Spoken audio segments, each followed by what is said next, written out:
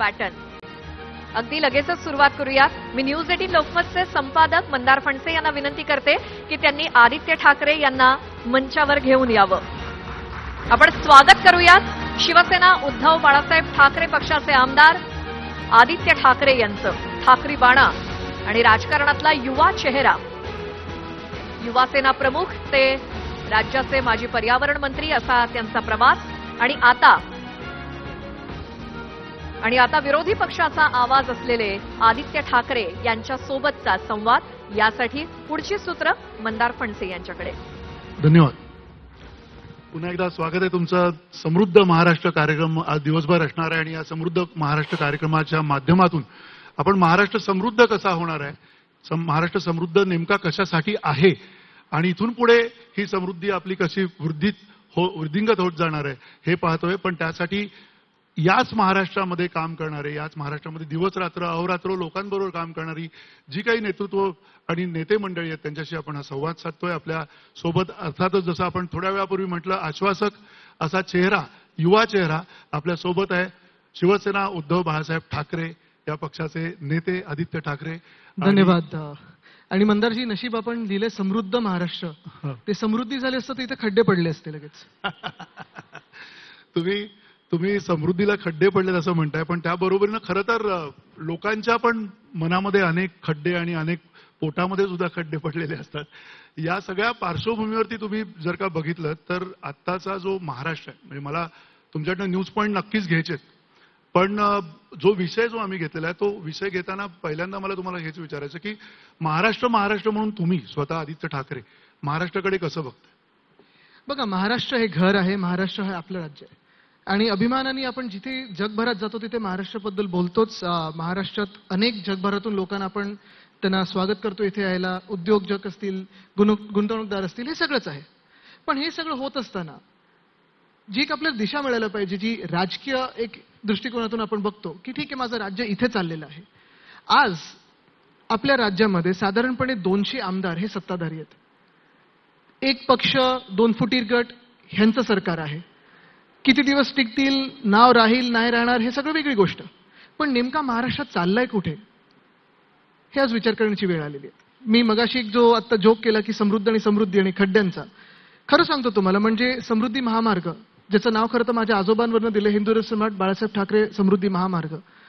मध्यंतरीच्या काळात मी मला वाटतं पाणी दे आंदोलनाला छत्रपती संभाजीनगरला गेलो होतो. मुद्दामून गाडीने आलो पाहायला की कसं झालं हा महामार्ग. 10 वर्षाच्यावर काम चाललं आणि आल्यानंतर मला कळलं की भ्रष्टनाथ शिंदेना गुवाहाटीला का पडायला लागलं होतं. 1 किलोमीटरचा पट्टा पण तुम्हाला फ्लॅट मिळणार नाही कुठे. खड्डे पडलेत, वरती खालती झालेलं आहे. तसं पाहायला गेलं तर आज महाराष्ट्रामध्ये बेरोजगारी ही वाढत चाललेली आहे. तुम्ही कुठचाही सब्जेक्ट घ्या, म्हणजे तुम्ही कृषी घ्या किंवा काल परवाकडे ते लोणीकर साहेब जाऊन बोललेले आहेत शेतकऱ्यांवर उपकार करतात असं. मुळात एवढं सगळं सरकार तुम्ही खेचून आणल्यानंतर, निवडणूक आयोगाचा तुमच्या मागे एवढा आशीर्वाद असल्यानंतर, ईडी, आयटी, सीबीआय तुमच्या हातात असल्यानंतर महाराष्ट्रात तुम्ही नेमकं ह्या गेल्या 100 ते 150 दिवसामध्ये चांगलं काय केलं, नवीन काय केलं, महाराष्ट्राला आश्वासक असं वाटेल किंवा तरुणांना वाटेल किंवा वयस्करांना वाटेल किंवा महिलांना वाटेल, विद्यार्थ्यांना वाटेल असं काही चांगलं केलंय का? परीक्षेचा घोळ बघितला तर 11वीचे निकाल लागण्यात घोळ, 10वीचे निकाल लागण्यात घोळ, एमपीएससीचा घोळ. कृषी खात्यात बघितलं तर पहिलं सांगतात की आम्ही कर्जमुक्ती देऊ, नंतर सांगतात आम्ही बोललोच नाहीये. मोफत इलेक्ट्रिसिटी देणार होते, आता मला माहित नाही चालू आहे की नाही. लाडकी बहीण आता सांगतात की काही बहिणींनी ह्याचा गैरउपयोग करून घेतला, गैरफायदा घेतला. खात्यात पैसे तुम्ही टाकले होते, निर्लज्जपणे तुम्ही फिरत होतात. आणि हे सगळं झाल्यानंतर आज आपण बघतोय तिजोरी राज्याची आहे. म्हणजे मी तुम्हाला सांगतो अक्षरशः मी हैराण झालो. एक कुठचं तरी आमच्याच मतदारसंघामध्ये पीडब्ल्यूडीची कामं चालू असतात, कारण पोलीस कॅम्प आहे माझ्याकडे, बीडीडी आहे, ह्या सगळ्या ठिकाणी पीडब्ल्यूडी काम करत असतं. तर मी विचारलं सहज काही अधिकाऱ्यांना, मी काय हो हे कामं का नाही करत वेळेवर, कचरा का नाही उचलला जात आहे, रंगरंगोटी का नाही होत आहे? तर साहेब आमच्याकडे थकबाकी एवढी आहे, कोणी कॉन्ट्रॅक्टर काम घ्यायला तयार नाहीये. ठराविक कॉन्ट्रॅक्टरना सगळं काही मिळतंय, पण बाकीच्यांचं काय? आणि महाराष्ट्राकडे बघतो ना, मी एवढंच पाहतो की हे सरकार खरोखर जनतेने, ह्या सरकारला खरोखर जनहित त्यांच्या आहे का? ह्या सरकार गाडी बंगले ह्याच्यातनं सगळे भांडतायत. महाराष्ट्रासाठी कोण भांडतंय, कोण भांडतंय? तर कोणीच नाही. पण तुम्हाला काय वाटतं, म्हणजे महाराष्ट्रामध्ये आता प्राथमिकतेने असा कुठला प्रश्न आहे की ज्या प्रश्नाकडे खरं तर तुम्हा सगळ्या राजकीय नेत्यांनी सुद्धा लक्ष वेधलं पाहिजे आणि त्या प्रश्नाकडे गेलं पाहिजे. म्हणजे बरेचदा आपल्याला सगळे शेतकरी वगैरे वगैरे सगळे प्रश्न आपण समजून घेऊ शकतो, आपल्याला सातत्यानं आपण पुढे येत असतात, माध्यम म्हणून आम्ही दाखवत असतो.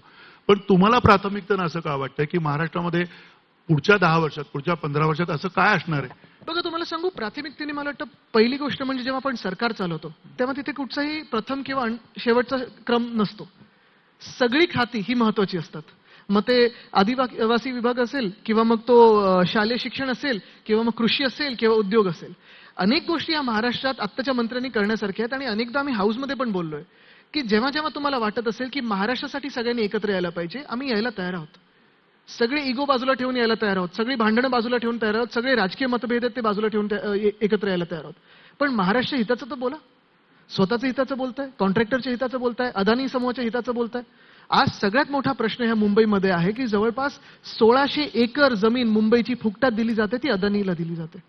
आणि वैयक्तिक काही भांडण नाही अदानीशी, पण कुठचाही समूह जर अशी मुंबई गिळायला लागला तर मराठी माणसांनी असेल, मुंबईने असेल, महाराष्ट्राने असेल, शांत बसलं पाहिजे का किंवा बसावं का? आज सरकार कोणाचंही ऐकत नाहीये या विषयावर. आम्ही तर लढणे, पण हे होत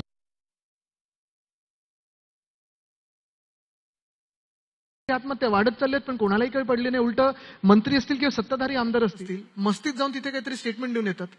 मजा मस्करीवर चाललेलं आहे. मग नेमकं आता परत आम्ही 30 तारखेपासून भेटू, 18 तारखेपर्यंत ठीक आहे, अधिवेशन येईल, आमदार म्हणून आम्ही एकत्र येतो, सप्लिमेंटरी डिमांड असतात, आम्ही विरोध करतो कारण विरोधी पक्षाला काही फंड मिळत नाही, सत्ताधारी पक्षाला मिळत असतो.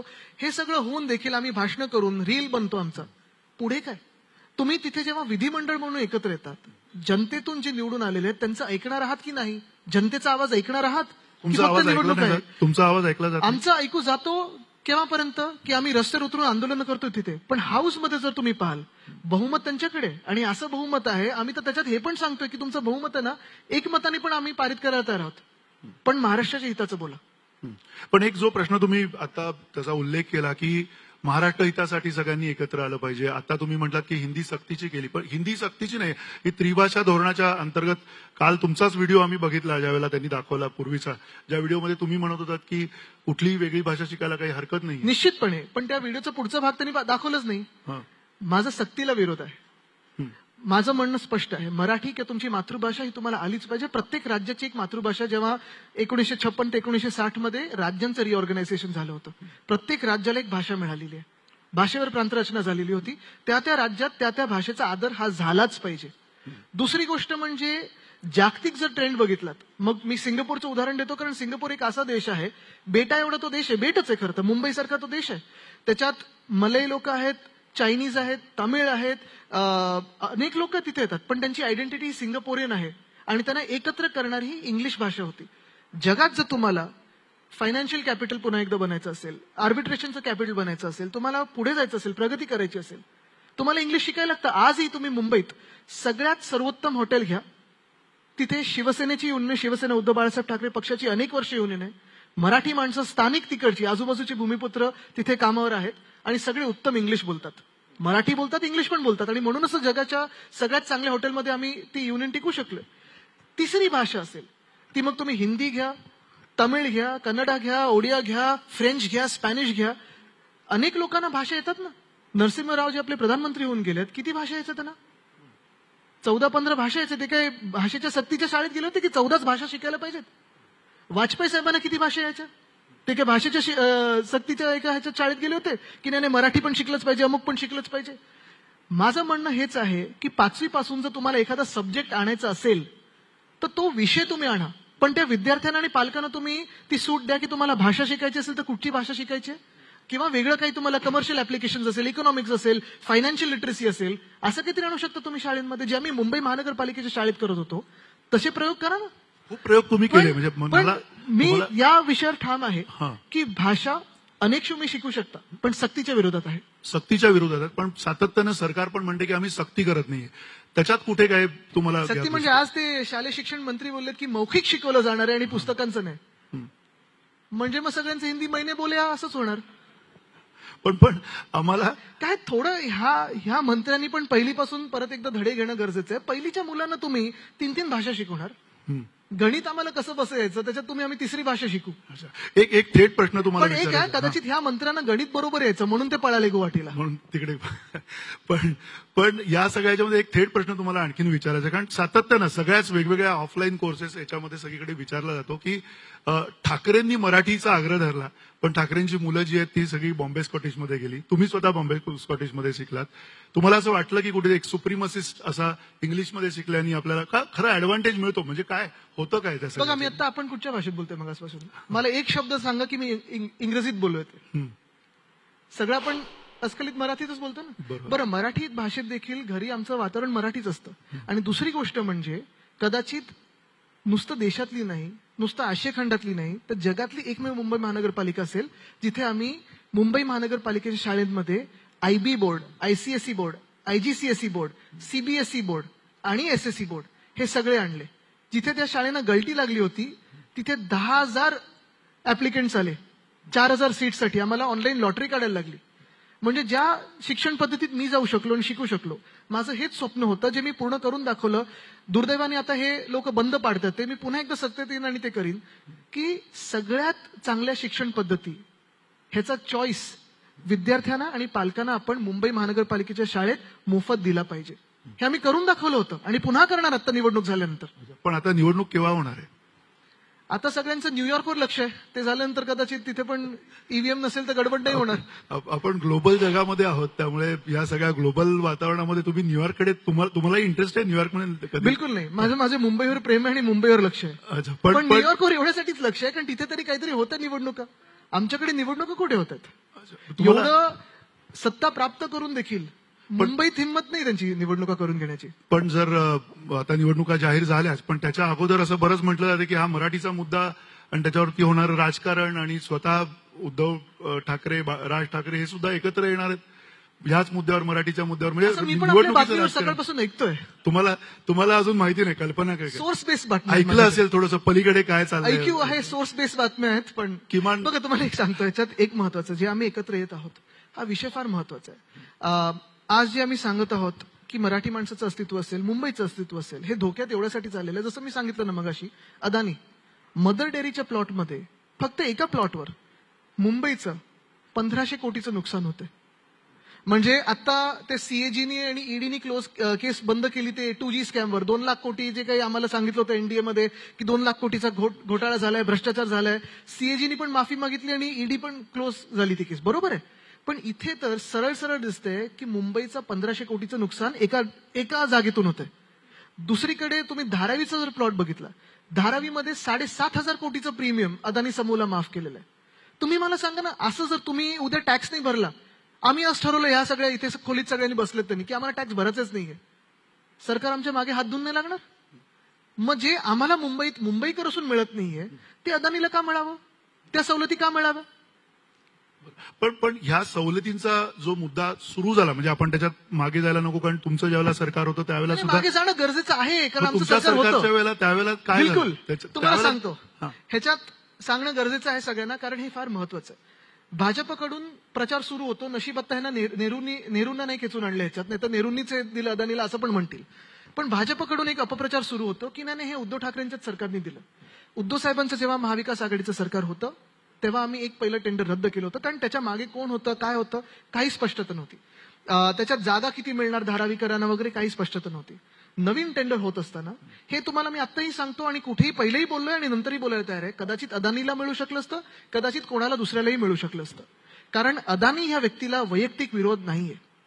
पण ज्या पद्धतीने आज महाराष्ट्र सरकार, भाजप अदानीला सगळं काही घशात घालून देते मुंबईत, तिथे आमचा विरोध आहे आणि तो असणार.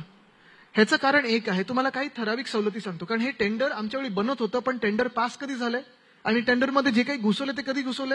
ऑक्टोबर 2022. सरकार कोणाचं होतं? भाजपचं होतं, भाजपच्या मालकाचं होतं. आणि ह्याच्यात तुम्हाला सांगतो 4-5 ज्या भयानक गोष्टी आहेत. अदानीसाठी धारावी हे 300 एकर आहे, त्याच्या बाजूला जवळपास 250 एकर तिथे रेल्वे लँड आहे, अजून काही गोष्टी आहेत. ती जागा ह्या 300 एकरला जोडली गेली का? तर तिथे की तुम्ही बिल्डिंग बांधू शकता, म्हणजे चावी देऊन लगेच तुम्ही जे काही तिथे झोपडीधारक आहे त्यांना घरं मिळू शकतात, किंवा ट्रान्झिट कॅम्प बांधू शकता. बाकी जागेची गरज नव्हती. पण आता ह्या 250 एकर मिळाल्यानंतर अदानीने सांगितलं नाही, हे मला पुरेसं नाहीये, मला मुंबईत अजून जागा पाहिजे, कारण मला ट्रान्झिट बनवायचे 20 वर्षासाठी, मला घरं बनवायचे जे अपात्र आहेत त्यांच्यासाठी, मला अमुक करायचं ते बनवायचं.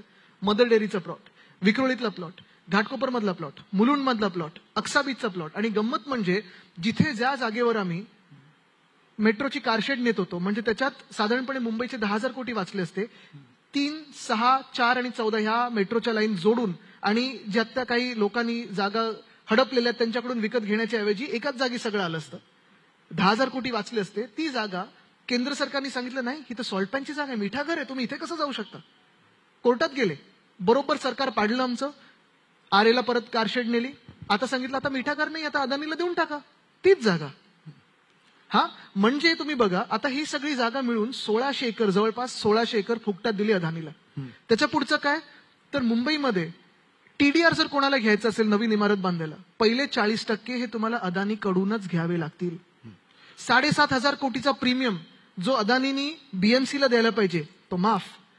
त्या धारावीमध्ये किंवा इतर जे धारावी रिडेव्हलपमेंटचं क्षेत्र त्यांनी घेतलेलं, मग पूर्ण मुलुंड वगैरे सगळीकडे, तिथे जर अदानीला काही बनवायचं असेल, बांधायचं असेल, गटार टाकायचा असेल, स्वतःचा पुतळा बनवायचा असेल, 15 दिवसात जर मुंबई महानगरपालिका असेल, नगरविकास खातं असेल, मुख्यमंत्री असेल, ह्यांनी हो किंवा नाही सांगितलं, काहीच उत्तर दिलं नाही, जे अदानीला वाटेल ते अदानी करू शकतात.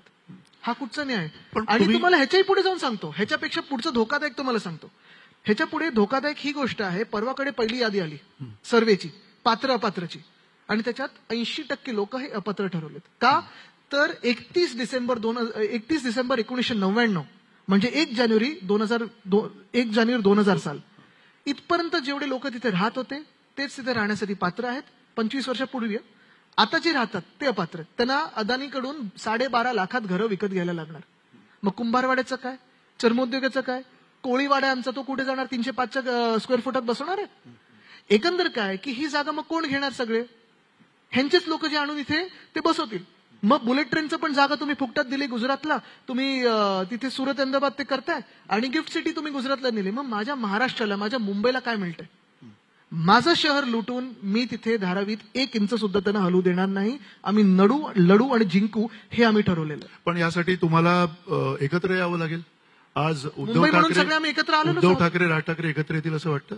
माझं तर म्हणणं आहे की शिवसेना, उद्धव बाळासाहेब ठाकरे पक्ष, मनसे आहे, इतर सगळ्या पक्षांनी देखील, भाजपमध्ये काही मुंबई प्रेमी असतील त्यांनी सोबत यावं. कारण आज मुंबई जर अदानी समूहाच्या गळ्यात घातली तर उद्या तुम्ही नगरसेवक बना, आमदार बना, खासदार बना, काय राहणार तुमच्या हातात ताकद. आणि एवढं सगळं कशासाठी फुकटात द्यायचं. बरं, दुसरं भाजप काय प्रचार सुरू करतं की नाही आता धारावीमध्ये बांगलादेशी वाढलेत. आले कुठून, घुसले कसे, सरकार कोणाचे गेले 11 वर्ष, आणि असतील तर जसं ट्रम्पनी तिथून परत पाठवले ना, हिम्मत करा आणि पाठवा तिथे परत. म्हणजे वाटेल तो प्रचार करायचा, पण मालकाच्या घशात जमीन घालायची. हे जे भाजपचं आहे ना, हे धोरण मान्य नाही. Mumbai is not negotiable. Mumbai negotiable नाही असं तुम्ही म्हणताय. येत्या 5 तारखेचा जो मोर्चा असेल त्याच्यामध्ये आम्हाला दिसेल काही एखादं दृश्य, स्वतः 2 भाऊ एकत्र चालताना मराठीच्या मुद्द्यासाठी का होईना, पण त्याच्यानंतर कुठेतरी काहीतरी बोलाचाली. सगळे मराठी भाऊ आणि बहीण एकत्र चालतील, आणि सगळे मुंबई प्रेमी पण, ज्यांना मराठी येत नसेल पण मुंबईवर प्रेम असेल ते पण एकत्र चालतील. त्याचा अर्थ उद्धव ठाकरे, राज ठाकरे तिकडे रस्त्यावरती एकत्र असताना दिसतील. बघा, 2 मोठ्या नेत्यांच्या मध्ये मला तुम्ही खेचू नका, ते ठरवतील. पण अर्थात दोघांनी मला वाटतं सांगितलेलं आहे की महाराष्ट्रासाठी असेल, मुंबईसाठी असेल, वाद कुठचाच नाहीये, आणि एकत्र येणं मला वाटतं महाराष्ट्राच्या मनात आहे. एकत्र येणं महाराष्ट्राच्या मनात आहे असं म्हणतायत आदित्य ठाकरे स्वतः म्हणतायत. हा खूप मोठा महत्वाचा त्यांचा मला असं वाटतं की आपल्याला दिलेला एक उत्तर आहे. पण त्याही पेक्षा महत्वाचा तुम्हाला हा प्रश्न विचारायचा की मराठीच्या मुद्द्यावरनं एकत्र येण्याची तुम्ही वाट बघत होता, बीएमसीच्या निवडणुकांची तुम्ही वाट बघत होता एकत्र यायला. असं वाट बीट बघत नव्हतो, पण भाजप मराठीची वाट लावते म्हणून आम्हाला एकत्र येणं गरजेचं. पण या सगळ्या याच्यामध्ये तुम्ही पुन्हा एकदा भाजपवरती टीका करताय. भाजपच्या सोबत तुम्ही इतके दिवस होतात, भाजपच्या बरोबर तुम्ही इतके वर्ष काम केलेलं आहे, आणि एक कुठेतरी पण मंदारजी ती भाजप होती, ते जे भाजपचे चेहरे होते, जे अजूनही आमच्या जवळ आहेत, अजूनही आमची मैत्री आहे, ते भाजपचे चेहरे आज भाजपमध्ये हरवलेले आहेत. दुर्दैवाने भाजप जी काय आहे ह्या ठराविक लोकांना माहितीये, त्यांच्या कार्यकर्त्यांना माहितीये, संघाच्या पण कार्यकर्त्यांना माहितीये. पण आज जे प्रमुख 5-6 चेहरे सगळे समोर दिसतात हे सगळे 2018-19चे इम्पोर्ट आहेत. एक एक नावं काढा, आणि त्यांच्यासमोर कुठची केस होती, कोणी ती केस काढली, आणि आता त्या केसचं पुढे काय झालं, आणि आज ते कुठच्या पदावर आहेत, ह्याचं एक समीकरण तुम्ही चॅनलवर दाखवा. कारण जी भाजप आधीची होती ती भाजपा अजूनही तशीच्या तशी आहे आणि त्या भाजपने खरोखर 25 वर्ष आमच्यासोबत महाराष्ट्रासाठी काम केलं. जुनी भाजप. आजची जी भाजप आहे ती खरोखर भाजपचे विचारधारेचे आहेत का की दलाल आहेत, हा भाजपच्या कार्यकर्त्यांनी विचार करावा. पण हा जो भारतीय राजकारणातला महाराष्ट्र पॅटर्न आहे, तो महाराष्ट्र पॅटर्न राजकारणाचा नव्यानं दिसणार येणाऱ्या काही काळामध्ये तुम्हाला असं वाटतं की हा महाराष्ट्र पॅटर्न खऱ्या अर्थानं तुम्हाला सांगू, कुठेतरी एक नव्यानं दुर्दैवाने असं झालंय की आपण आतापर्यंत अनेक राज्यांबद्दल बोलायचो की घाणेरडं राजकारण आहे, ह्याच्यावर आहे, त्याच्यावर आधारित आहे, पुरोगामी राजकारण नाहीये. गेल्या 3 वर्षामध्ये जे काही आपण राजकारण महाराष्ट्रात पाहतो ते एवढं भयानक झालेलं आहे, एवढं घाणेरडं झालेलं आहे. ते बोलतात ना, कीचड में ही कमल खिलता है. ते कमळासाठी एवढी दलदल करून ठेवलेली आहे. कुठे ना कुठेतरी लोकांनी एकत्र येऊन, महाराष्ट्राने एकत्र येऊन स्वच्छ करणं गरजेचं आहे. पण खरंच शक्य आहे? म्हणजे तरुण राजकारणी म्हणून मी तुम्हाला विचारतो, तुम्ही आम्ही जर ठरवलं, ह्यांनी सगळ्यांनी ठरवलं तर शक्य आहेच. कुठे ना कुठेतरी एक उम्मीद असतेच ना की मला माझं राज्य आहे तिथे स्वच्छ राजकारण आणायचं, पारदर्शक राजकारण आणायचं, चांगलं बोलणारं राजकारण आणायचं, भविष्याचं राजकारण आणायचं. किती वर्ष आपण अजून ठरवून भांडत राहणार की अरे 50 वर्षी जे कोण 50 वर्षापूर्वी जे होतं ते योग्य होते की अयोग्य होते, कोण खरं बोलतंय कोण खोटं बोलतंय, हा माणूस बरोबर होता की ती व्यक्ती बरोबर होती. कशाला? पुढच्या 50 वर्षाचा कोण विचार करणार आहे? जग आपण पाहतो एका बाजूला कुठे चाललंय आणि आपण कुठे चाललोय. महाराष्ट्र म्हणून हे राज्यकर्ते जे आहेत ते कुठे नेतात आपल्याला, हा विचार देखील करण्याची गरज आलेली आहे. मला वाटतं वेळ आलेली आहे. पण ही जी वेळ आलेली आहे, ह्या वेळेमध्ये तुम्हाला असं वाटतं की राजकारण अजून बाकी आहे, पिक्चर अभी बाकी आहे? 100%. पण तुम्हाला पुन्हा एकदा मी त्याच विषयावर आणेन की हे सगळे जे विषय आहेत ह्याच्यावर आपल्याला सगळ्यांना भांडत ठेवतात आणि दुसऱ्या बाजूला ह्यांच्या मालकाच्या घशात सगळी काही महाराष्ट्राची जमीन टाकत गेलेले आहेत. प्रत्येक जिल्ह्यात बघा, जिथे जिथे ही दलाली झालेली आहे, जिथे जिथे असे काही व्यवहार झालेले आहेत. आजच मंत्री कुठचे ते मंत्री नाही खासदार बुमरे 150 कोटीची जमीन गिफ्ट म्हणून मिळालेली आहे. चांगलं. असं म्हणजे असं जर होत असेल, आम्ही भांडत राहायचं, बाहेर लढत राहायचं आणि ह्या लोकांनी गिफ्टच्या गिफ्ट खेचत घ्यायचं. गिफ्ट जी महाराष्ट्राला मिळाली होती ती नेली गुजरातला आणि दुसऱ्यांची गिफ्ट स्वतःकडे खिशात ठेवायच्या. काय चाललंय म्हणजे महाराष्ट्रात? आणि मग जो तरुण बेरोजगार रस्त्यावर लढत आहे, हे इतर राजकीय पक्ष हे ना विषय घेऊन लढवत आहेत की आज तू अमुक म्हणून लढ, तू आज तमुक म्हणून लढ, आज हे लेबल लावून लढ, आज त्याच्यावर जाऊन दगडफेक कर, आज हा झेंडा घेऊन नाच. आम्ही नुसतं हेच करत राहायचं का तरुणांनी? पण मग आदित्य ठाकरेंचं राजकारण कसं असेल येणाऱ्या काळात? कारण हिंदुत्ववाद हा तुम्ही सातत्यानं बोलत असता, तुम्ही मुंबईचा विषय बोलता, मी मुंबईकर बोलता, तुम्ही आज मराठीच्या मुद्द्यावरती एकत्र येत आहे. म्हणजे हे विरोधाभास जे आहे गेल्या काही काळ राजकारणामध्ये सातत्यानं आलेले, ते तुम्हाला कधी दिसले नाही मधल्या? बिलकुल नाही. कारण आमचं राजकारण हे लोकांसमोर राहिलेलं आहे. आम्ही कधी हुडी घालून रात्री कोणाला भेटायला गेलेलो नाही. आम्ही कधी इकडून तिकडे तिकडून तिकडे तिकडून तिकडे उड्या मारलेल्या नाहीत. आम्ही जिथे आहोत तिथे आहोत. जग इकडचं तिकडे झालं असेल, कदाचित ह्या जगात इकडून तिकडे उडी मारणारे आम्हाला वेडे समजत असतील, पण आम्ही ते जे गोष्टी करतात ते आम्ही करू शकत नाही. अनेकदा आम्हाला सांगितलं जातं की आदित्य तू असशील, तुझे वडील असतील, तुम्ही खरे राजकारणी नाही आहात, तुम्हाला ते खेळ खेळता नाही येत. ठीक आहे, हा कदाचित आमचा डिसएडव्हान्टेज असू शकतो, पण हा डिसएडव्हान्टेज मी माझा ऍडव्हान्टेज मानतो की मी त्या राजकारण्यांच्या मध्ये त्यांनी मला मोजत नाहीत, डाग नाहीत अंगावर.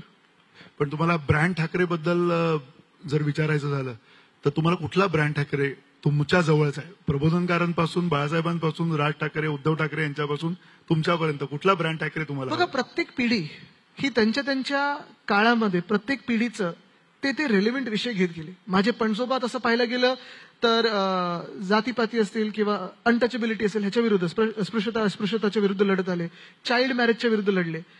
माझे आजोबा स्थानिक भूमिपुत्रांसाठी लढले, हिंदुत्वासाठी लढले, मुंबईसाठी लढले, महाराष्ट्रासाठी लढले, देशासाठी लढले.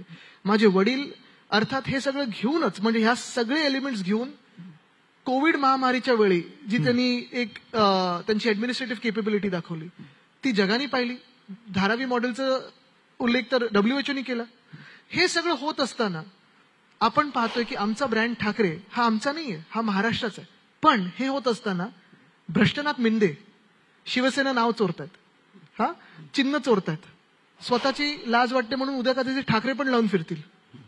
पण मला वाटतं महाराष्ट्राला माहितीये की ब्रँड ठाकरे हा देशासाठी, महाराष्ट्रासाठी, मराठी माणसासाठी असेल, स्थानिक भूमिपुत्रांसाठी असेल, हा सदैव त्यांच्या सेवेत हजर आहे.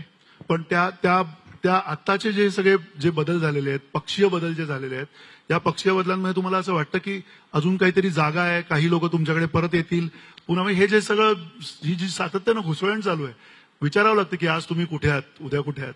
नाही बघा, स्वार्थी लोक कुठेही जाऊ शकतात, निस्वार्थी लोक आमच्यासोबत राहिलेली आहेत. आणि अजून एक तुम्हाला सांगतो की आज एक उमेद मला देखील आहे की जी पुढची सत्ता आमची येईल आणि जे सगळे निवडून येतील, ही एक फ्रेश बॅच जी कुठेही डाग न लागलेली आहे. त्यांना गुवाहाटीला पळायला नाही लागलं, सुरतला पळायला नाही लागलं, भ्रष्टनाथाच्या मागे पळायला नाही लागलं, लपून छपून राजकारण नाही करायला लागलं. ही अभिमानाने स्वाभिमान असलेली एक बॅच असेल, ती येईल पुढे. ती बॅच तुमच्या सोबत आहे, निश्चितपणे राहील. पण मराठी माणसाच्या न्याय हक्कासाठी म्हणून ज्यावेळेला शिवसेना सुरू झाली होती, ज्यावेळेला शिवसेनेचं त्यावेळेला एक प्रकारची चळवळ सुरू झाली असं म्हणूया, त्याच्यातनं नंतर राजकीय पक्षात रूपांतर झालं. त्या शिवसेनेमध्ये आणि आजच्या शिवसेना उद्धव बाळासाहेब ठाकरे म्हणा किंवा एकूण मराठी माणसांची आज जवळजवळ 3-4 वेगवेगळ्या पक्षांच्या अनुषंगाने मराठीचा विषय घेऊन असलेले पक्ष जे आहेत, त्यांची जी एक पूर्णपणे ते विखरले गेलेले आहेत. तुम्हाला असं वाटतं की वोट बँक पॉलिटिक्स हे आता फक्त मराठी माणसाचं सुद्धा त्या अर्थाने? मला वाटतं भाजपचा जो हेतू आहे ना, डिवाइड अँड रूल. आज तुम्ही अधिवेशनात उद्या परवाकडे जेव्हा सुरू होईल तेव्हा येऊन बघा की ओरिजिनल शिवसेनेतून किती लोक कुठे कुठे गेलेले आहेत. आणि तुम्ही त्यांना कधीतरी बाजूला घेऊन खरोखर विचारा की जसं महाराष्ट्र लुटतंय भाजप, जसं महाराष्ट्र तोडण्याचा प्रयत्न करते भाजप, जसं महाराष्ट्र अदानीच्या घशात घालण्याचा प्रयत्न करते भाजप, हे त्यांच्या मनाला तरी, किंवा ते जर आज 17, 18, 19 वर्षाचे असते तर त्यांना पटलं असतं का, एवढं विचारा. मला वाटतं ते तसेच्या तसे पुन्हा एकदा वाटचाल कुठे करतील हे तुम्हाला माहिती आहे. अच्छा, अर्थात तुम्ही बोलताय, मी तुम्हाला प्रश्न विचारतोय, प्रतिवाद करायला इकडे त्या पक्षाचे किंवा त्या ह्याच्यातली लोक कोणी नाही आहेत. पण सगळ्यात महत्वाचं म्हणजे हे जे भाजपच्या काळामध्ये हायवे झालेत, त्याच्या आधी तुमच्याही काळामध्ये ते झाले होते, वेगवेगळी सगळी इन्फ्रास्ट्रक्चर ग्रोथ आहे. मुंबई आणि या सगळ्या मुंबईच्या आसपासच्या प्रदेशामध्ये 20-25 लाख कोटीची कामं चालू आहेत. हे सगळं सुरू असताना ह्याच्यामधला ज्याला आपण स्टेक होल्डर म्हणतो, ज्याला आपण म्हणतो की ह्याच्यामधला वाटा, या सगळ्या ग्रोथ मधला, या सगळ्या समृद्धीमधला वाटा मराठी माणसाचा असेल, महाराष्ट्रीयन माणसाचा असेल, तो वाटा तुम्हाला कुठे जाताना दिसतो? बघा, वाटाचं माहित नाही मला, पण महाराष्ट्राच्या हातात त्यांना वाटी देऊन निघून जायचं एवढं तरी मला कळतंय. कारण सगळे ह्यांचे कॉन्ट्रॅक्टर्स बाहेरचे. आज तुम्ही हायवे बद्दल बोला, चला आपण national highway authority of India, जे आपण जगभरात बोलतो, अरे आता ते परत बोललेत ना 2 वर्षात अमेरिकेसारखे रस्ते होणार आहेत. 2018 मध्ये बोलले होते, 2022 मध्ये बोलले होते, 2024 मध्ये बोलले होते की 2-2 वर्षांनी आता अमेरिकेसारखे हायवे होतील. मुंबई गोवा महामार्ग किती दिवस आपण पाहायचं, किती वर्ष आपण पाहायचं? जवळपास 11 वर्ष झाली. खड्डे तसेच आहेत, अर्धा झालेला रस्ता आहे. ते कॉन्ट्रॅक्ट कोणाचं होतं, कोण कॉन्ट्रॅक्टर होतं, कोणाशी निगडीत होतं? पुढचा जो रत्नागिरीचा टप्पा आहे तो कधी होणार कधीही माहित नाही. पण खड्डे खड्डे खड्डे, जवळपास तिथे बाजूला एखादं लेपाचं दुकान काढावं वाटतं मला. मुंबई नाशिक महामार्ग नॅशनल हायवे ऑथॉरिटीचा आहे, जाऊन पहा तुम्ही कसं आहे. मुंबई अहमदाबाद महामार्ग, जे हे पळाले होते ना लोक, त्यांना बरोबर माहिती असेल कसा आहे महामार्ग. भयानक स्थितीत आहे, भयानक स्थितीत. आज महाराष्ट्रामध्ये एकही नॅशनल हायवे ऑथॉरिटी ऑफ इंडियाचा तुम्ही मला हायवे काढून दाखवा आणि चांगला स्वच्छ सपाट महामार्ग आहे तो काढून बघा. कुठची प्रगती आपण बोलतोय, कशासाठी आपण बोलतोय? म्हणजे लाखो झाडं तर तुम्ही कापतच आहात, लोकांच्या जमिनी घेतात, शक्तीपीठामध्ये पण शेतकऱ्यांच्यावर अन्याय करून तुम्ही घेणार आहात. विकास करताय कोणासाठी? स्टेट हायवेची हीच परिस्थिती आहे. आज तुम्ही कोस्टल रूट बघा, जे आमचं स्वप्न होतं, जे आम्ही पहिल्यांदा बोलण्याची हिंमत केली, धाडस केलं, प्लॅनिंग केलं आणि सुरू केलं काम, भूमिपूजन केलं. प्रत्येक टप्प्यात आम्ही जाऊन पाहणी करायचो. ज्या दिवसाला आमचं सरकार पडलं, 650 कोटीचं ह्यांनी एस्केलेशन केलं. आणि आज रोड सरफेसची क्वालिटी बघा, टनलमध्ये जाऊन बघा तुम्ही, गाडी जर थोडी हळू नेली ना, स्पीड बोट मध्ये बसल्यासारखं वाटतं तुम्हाला, अशी अशी अशी अशी गाडी जाते, डुक डुक डुक डुक डुक डुक. तसंच तुम्ही पहा मेट्रो 3चं आता ते उद्घाटन केलं वरळीमध्ये, ते आचार्य यात्रे स्टेशनला. 17 दिवसापूर्वी जे उद्घाटन केलेलं तिथे भिंत पडते आणि ट्विट काय येतं, त्यांना सीपेज झालं, थोडं गटाराचं पाणी पूर्ण फुटून आलं होतं. सीपेज कसलं झालं? कोलॅबाला एक पूर्ण मार्बलचं ते कोसळलं होतं स्लॅब. मग नक्की तुम्ही विकास जो करत आहात, 100% विकास करा, विकासाला विरोध नाही, पण विकास करता एक विनाश करताय माझ्या महाराष्ट्राचा. पहा आज तुम्ही मुंबईत कुठेही जा, त्या MMRDचे बॅरिकेड कसे लागलेत बघा, रस्ते कसे झालेत बघा. परवा विक्रोळीमध्ये एक पुलाचं उद्घाटन झालं, 2 वे रोड आहे, 3 लेन. म्हणजे काय तुम्ही विचार काय करताय? हेच माझं म्हणणं आहे की तुम्ही सरकार जे प्राप्त केलंय, जी तुम्ही हुकुमशाही प्राप्त केली आहे, ते करत असताना कमीत कमी जे काम हाती घेतलेलं आहे, ज्याच्यातून तुम्ही पैसे खात असाल नसाल ते तुम्ही बघा, पण कमीत कमी ते काम तरी नीट करा, एक रस्ता तरी नीट करा. परवाकडे तुम्हाला आठवत असेल, ते सुप्रीम कोर्टाकडून 3000 कोटीचा तो त्यांना हे बसला, फटका बसला. आपल्याला आठवत असेल 3 ऑक्टोबरला मी पत्रकार परिषद घेतली होती. ठाणे गायमुख जे उन्नत महामार्ग आहे आणि मग त्याच्या खालतून बोगदा जातो, 16,000 कोटीचं काम 20 दिवसाचं टेंडर काढलं होतं. शॉर्ट टेंडर नोटीस 16,000 कोटीच्या कामाला. मग मी ऑब्जेक्शन घेतल्यानंतर MMRDने कोर्टात सांगितलं, कारण कोर्टात तर कोणी गेलंच होतं, सांगितलं नाही आता आम्ही 60 दिवस देऊ. कोर्टाने परवा सांगितलं की तुम्ही रद्द करताय की आम्ही रद्द करू. तेव्हा MMRDला लाजेपूर्वी त्यांना ते रद्द करायला लागलं. पण 3,000 कोटीचा भ्रष्टाचार, पैसे तर काढलेच असणार. आज MIDC इथे चालत असेल तर बोलतो, आम्हाला काही चालतं. नाही गंमत करतो, मला बोलवलंय त्याचा नाही तुम्हाला गंमत करतो. पण गंमत जरी बाजूला ठेवली तरी MIDC मध्ये आम्ही एक ईज ऑफ कम्प्लायन्स कमिटी सुरू केली होती जेव्हा सुभाष देसाई साहेब मंत्री होते. आणि माझी खरोखर ही इच्छा आहे, मनोमन ही इच्छा आहे, मी आज जाहीरपणे ही व्यक्त करत आहे. फडणवीस साहेब बघत असतील, बघावं त्यांनी, कदाचित बोलतील मी बघितलं नाही वगैरे, आदित्यचं मी बघत नाही, ठीक आहे. पण ईज ऑफ कम्प्लायन्स कमिटी एवढ्यासाठी केली होती कारण आजचे उद्योजक आणि गुंतवणूकदार आपल्या राज्यात आहेत. मग नाशिकमध्ये असतील, छत्रपती संभाजीनगरमध्ये असतील, रत्नागिरीत असतील, अनेक ठिकाणी, नागपूरमध्ये असतील, मुंबईत असतील, ठाण्यात असतील. ह्या सगळ्या इंडस्ट्रीजमध्ये काही असे कायदे आहेत जे 80 वर्ष असतील, 100 वर्ष असतील, काही 50 वर्ष असतील, असे विचित्र कायदे आहेत जे तुम्हाला उद्योजक म्हणून लगेच जेलमध्ये टाकू शकतात. म्हणजे तुम्ही भिंतीला चुना नाही लावला, तुम्ही जेलमध्ये जाऊ शकता. तुम्ही फॅक्टरी फ्लोअरवर बर्फाची एक बादली नाही ठेवली, तुम्ही जेलमध्ये जाऊ शकता. ही ईज ऑफ कम्प्लायन्स कमिटी जी आम्ही बनवली होती, का रद्द केली तुम्ही? ह्याच्यातून जे उद्योजक आहेत, ठीक आहे आपण जगभरातून उद्योजक अजून बोलवतो, पण जे आहेत त्यांना तर तुम्ही मार्ग मोकळा करून द्या अजून वाढण्यासाठी.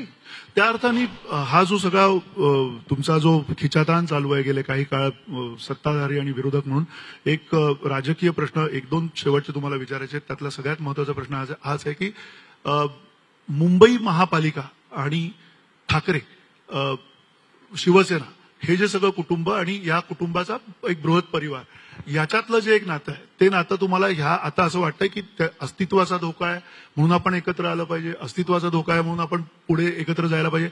असं जर झालं, तुम्ही त्याला युती म्हणणार, आघाडी म्हणणार, घर वापसी म्हणणार, नेमकं काय म्हणणार? नाही बघा, मी ह्या मोठ्या विषयांमध्ये जाणार नाही, पण एक निश्चित आहे की गेले 25 वर्ष आमचं सरकार पुन्हा पुन्हा यायचं कारण लोकांचा विश्वास होता. लोकांनी ठरवायचं मतदान कशासाठी करायचंय, कोणासाठी करायचं ते लोक ठरवतील. आम्ही काही ईव्हीएमच्या बळावर किंवा आता जसं मतं वाढून वगैरे आम्ही निवडून आलो नाही. आम्ही स्पष्टपणे जे काही मतदान होतं त्याच्यावर निवडून आलोय. आमच्या वेळी जास्तीत जास्त वेळी आम्ही काँग्रेसच्या विरोधात होतो आणि तेव्हाही निवडून आलो. आता भाजपच्या विरोधात होतो तेव्हाही निवडून आलो. 1997ला जेव्हा आमचं पहिलं सरकार बसलं मुंबई महानगरपालिकेत, तेव्हा 600 कोटीची तूट होती. सगळं करत करत जमवत, कुठेही टॅक्स न वाढवता, कुठेही कर न वाढवता, कुठेही छुपा कर न लावता ती तूट भरून आम्ही साधारणपणे 92,000 कोटीच्या सरप्लसमध्ये फिक्स्ड डिपॉझिट आणले. ते फिक्स्ड डिपॉझिट प्रत्येक वर्षी आमच्या बजेटमध्ये यायचे आणि बजेटमध्ये आल्यानंतर तिथे तुम्ही पाहू शकाल की कुठच्या कार्यक्रमाच्या अगेन्स्ट, म्हणजे सॉलिड वेस्ट मॅनेजमेंट असेल, STP असेल, जे प्रधानमंत्री बोलले ना मध्ये की मी 18,000 कोटीची गिफ्ट दिली मुंबईला गिफ्ट नाही दिली, ते मुंबईचेच पैसे होते जे आम्ही आधीपासून वाचून ठेवले होते सिवेज ट्रीटमेंट प्लांटसाठी. कोस्टल रोडसाठी असेल, गोरेगाव मुलुंड लिंक रोडसाठी जो आता यांनी परत रद्द केला आणि एस्केलेशन केलं, ह्या सगळ्यासाठी आम्ही वाचून ठेवलेले पैसे होते आणि जसे जसे ते कामं सुरू होतील टप्प्याने ते रिलीज होणार होते. तसं पाहायला गेलं तर मुंबई महानगरपालिका एकमेव आहे जगभरात जिथे प्राथमिक जे काम असतं किंवा बेसिक तुमचं काम असतं ते प्राथमिक आरोग्य केंद्र. पण मुंबई महानगरपालिकेचे स्वतःचे 4 वैद्यकीय कॉलेजेस आहेत, मेडिकल कॉलेजेस आहेत. जगात कुठेही नसेल असं मुंबई महानगरपालिकेचं काम होतं. प्रायमरी हेल्थ सेंटर असेल, हॉस्पिटल्स असतील, फीवर क्लिनिक्स असतील, हे आमच्या वेळी सुरू झालं होतं. मुंबई महानगरपालिकेच्या 1234 शाळांमध्ये 8 भाषांमध्ये शिकवलं जातं. टेक्नॉलॉजी आहे, अनेक फायनान्शियल लिटरेसी पासून योगापासून सगळं काही आम्ही तिथे आणत होतो. जेंडर इक्वलिटी आणलं होतं. मला वाटतं ते लोकांसमोर आहे. 3.25 लाख विद्यार्थी प्रत्येक वर्षी त्याच्यातून पास व्हायचे.